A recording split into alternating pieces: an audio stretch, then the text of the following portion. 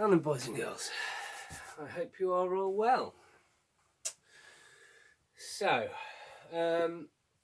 as you may have noticed, if you are on my Springer page, Springsoft Facebook, go watch it, go join it, or whatever other shit, like, and yeah, all that things. Yeah, do what you like. I'm not fussed. Anyway, yeah, I've bought things, and I'm going to show you one of them. So here we go. I am going to go straight to the Tokyo Marui Nambu that I've bought. Reason being is it's a very rare and unusual piece. Now, I've managed to find the total of one very blurry, old, vague, not very well done video. It doesn't even really show the gun particularly well. And so it was a bit of an unknown quantity to me, this thing. I kind of knew what I was expecting, with it being one of the early TM guns. But, you know, if you've never seen one, you've never seen one. And if you're like me and want to have every one of the set, this is one of the ones to get. There are a few of the quite rare ones, which I'm not ashamed to say that I've bought. But yeah, this thing came from a guy in the US. He'd picked up some new old stock.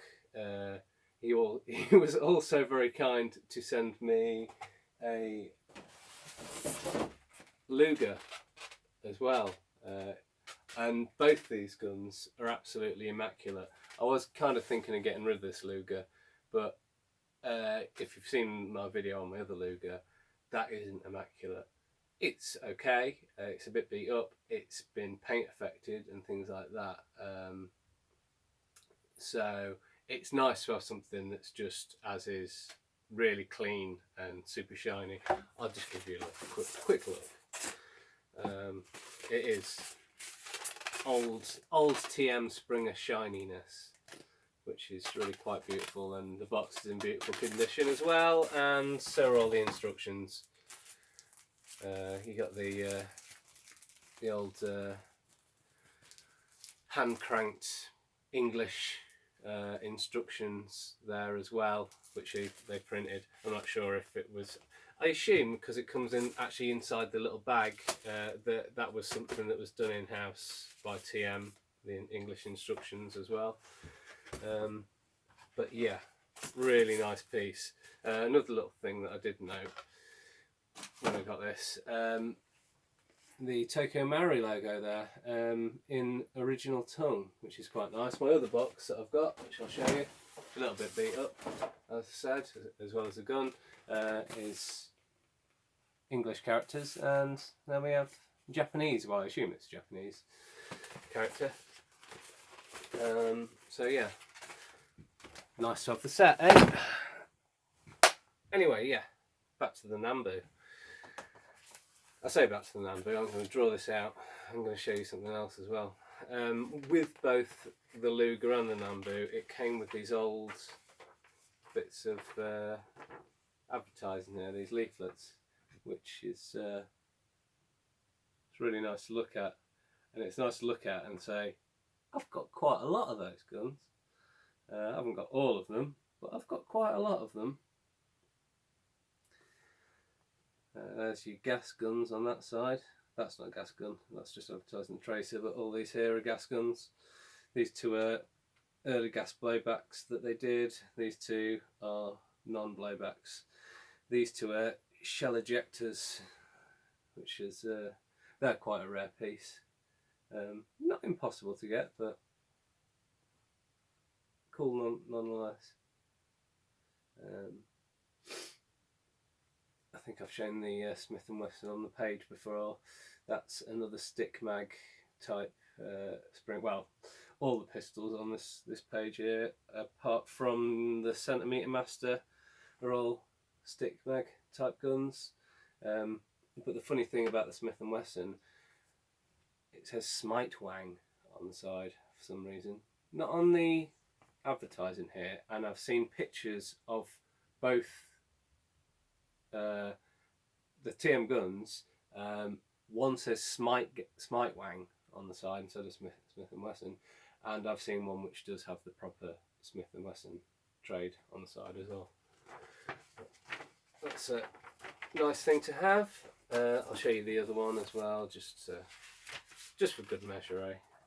So once again, we've got the springers there, a few of the gas guns down the bottom here.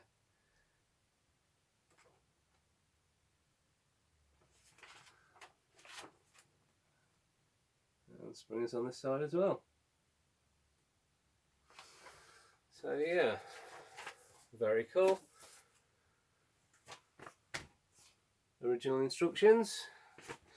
With this one, I didn't get a British instruction, but yeah, it's nice to have these, because with a lot of these old guns, this is all the type of stuff that just got thrown away, as well as some of these old things do have some odd quirks, and it is nice to have the instructions just in case, like when I got my first of the long guns, my MP5, no idea. I thought it was, well, the guy who was selling me the gun actually thought it was broken. Or was actually, no, it was the Scorpion. But it wasn't broken. It wasn't using the mag correctly. So there are fun little quirks to these old guns. Bit of nostalgia for us older folk if buying springers from model shops back in the day. So yeah, that showed the gun really, wasn't it? Here it is in all its glory. Nice little sticker on the styrofoam there. Let's have it out. So what can I say about it? As you'd expect, it's fairly crude in terms of springers in general, because it is what is a very early springer variant. I'd say about 35 years old ish. I said I got this from a fella over in the US. It was a new old stock, and before I forget, I must say thank you to Andre who picked me this up. He's one of the members on this page. He's somebody who's been chatting with me for a long time. I won't use the C word because I don't like it. Customer. He's not a customer. You know, a lot of you guys who buy bits off me in my business, I count you all as friends and associates, and in that sense, customer, it's a dirty word, but yeah, I'm going off piste here really, aren't I? The gun. In the hand, it's not very weighty. But because of its kind of slender design, it feels solid.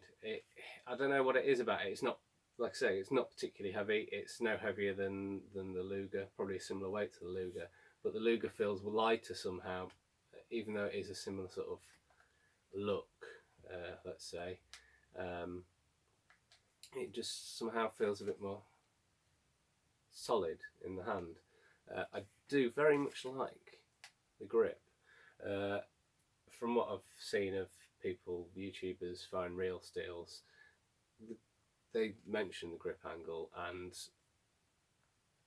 obviously real firearms, when you fire them, kick, and this little bit at the back is meant to be pretty sharp for a real firearm, but for a Springer it's very comfortable to hold, and obviously without any kick, it's not that little bit isn't really an issue.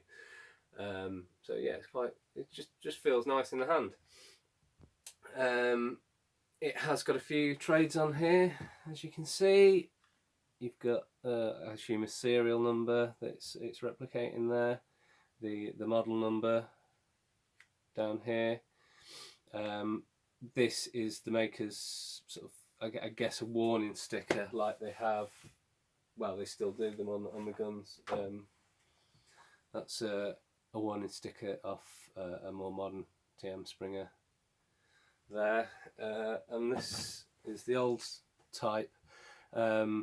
Usually I peel these off, but because of what it is, I'm going to leave that sticker on there, and they're fairly low key, the old stickers as well, not like got the red sort of warning bit on. This side we have our safety, flicks over like that. It's quite positive when it's put into safe, but when you take it out of safe it's a little bit waffy, but I'll forgive it. The rear here, I assume that's some sort of maker's mark. Maybe if you watch Forgotten Weapons, I have watched the Forgotten Weapons on this gun, but I forgot what that mark actually is. But why don't you go watch it? I'm sure it will take you into a YouTube wormhole, as I often get watching the Forgotten Weapons channel. So I said I'm keeping this pretty much original. The only thing that I have changed on this gun, I have opened it up and I have put a hop inside this gun. As stock, it's a non-hop variant. It was in the time when they sort of started doing hops and things, but the early Springers, you can get some of the models as hop and non-hop variants, but as far as I know, the Nambu only came as a non-hop variant. So I couldn't leave it without a hop, and it doesn't outwardly affect the gun in any way to pop a hop in it, and I can always put it back to a non-hop by just putting the original barrel back in. But it's nicer with one. It slung 1.2s, I'd say about 10 meters ish, and if you know anything about shooting lightweight BBs, they are all over the shop, especially without a hop. Now I've done my little hop mod in it. It is firing 2.3s, but I don't know quite how far it will chuck a 2.3, because I don't feel that's a good reason to go out of the house at the moment. I'm not sure if anybody's told any of you guys, but there's a deadly virus on the loose. So yeah, stay indoors, boys and girls. Look after yourselves. I hope you're all well. So mag-wise, mag release, it hasn't got one. It just pulls out.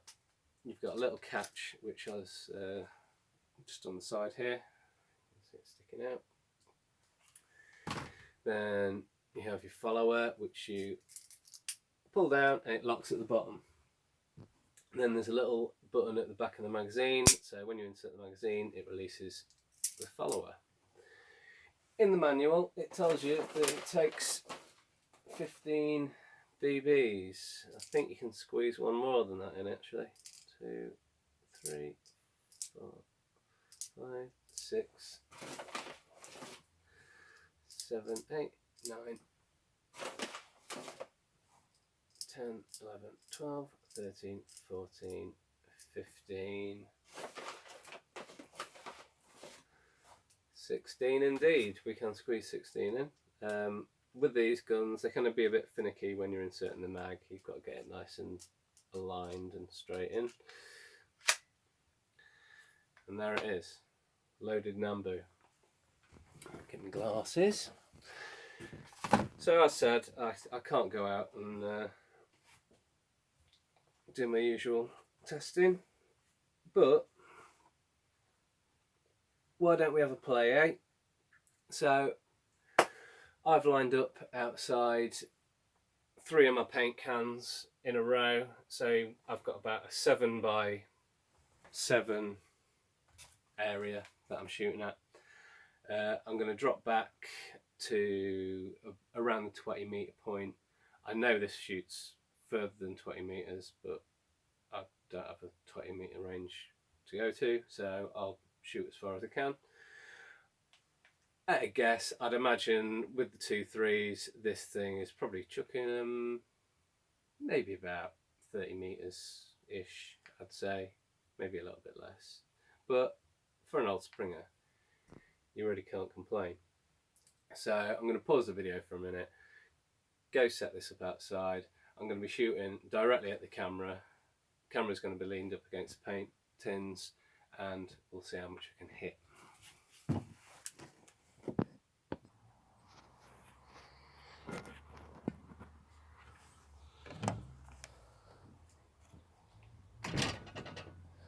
So here we go, lock and load.